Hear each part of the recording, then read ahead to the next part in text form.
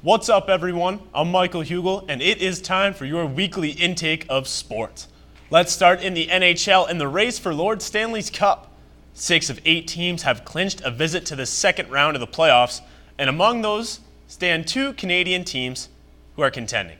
The Montreal Canadiens, who defeated the Ottawa Senators and standout goaltender Andrew Hammond, as well as the Calgary Flames, who beat the Vancouver Canucks after scoring 4 goals in the third period to add an exclamation point on a 4-2 series victory. As for the team across the pond, the Detroit Red Wings, they remain a game up on the Tampa Bay Lightning. And what has the hockey world in disbelief is Lightning captain Steven Stamkos, as he has yet to score in the series after registering 43 goals this season. Moving on to the NBA playoffs, the We the North movement has gone, directly south. The Toronto Raptors have been swept by John Wall and the Washington Wizards. 7 Wizards scored in double figures as the Polish hammer Marcin Gortat and second-year guard Bradley Beal led the way in scoring 21 and 23 points, respectively. Gortat added 11 boards to go for his third double-double of the series.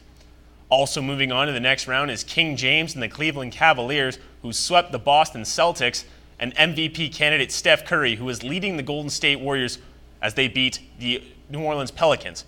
Curry is leading all Warriors scorers, averaging 24 points per game and 52% shooting from the floor in 8 games this April. In local news, the city of Windsor is opening parks starting May 2nd due to the severity of the cold weather this past winter. Michael Hugall has the story.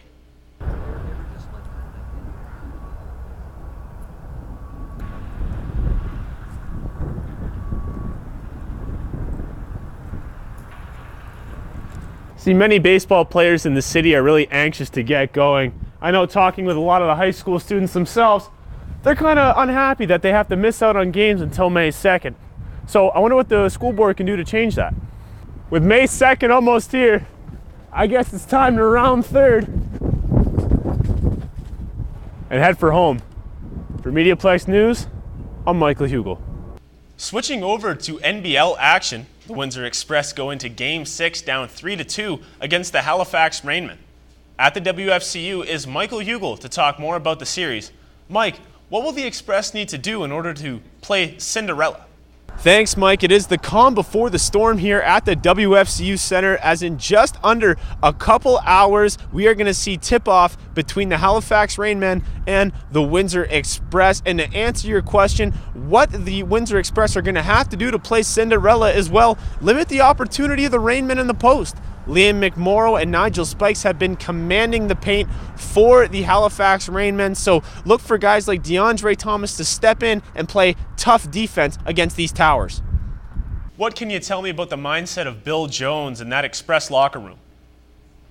When talking with Coach Bill Jones in the locker room, he said it's all about team defense, Mike. It's going to be about limiting guys like Liam McMorrow's opportunity in the paint, as well Kevin Young, 2012 NCAA tournament finalist for the Halifax Rainmen, limit his opportunity scoring the basketball.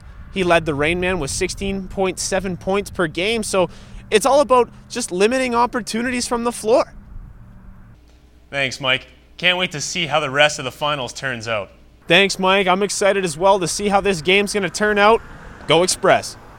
Well, that does it for this week's sports update. Tune in next week as we cover the World Series of Poker and we send Michael Hugall to Germany to cover the annual downhill cheese race.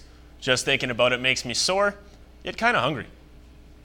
Thanks for tuning in. I'm Michael Hugall. See you next time.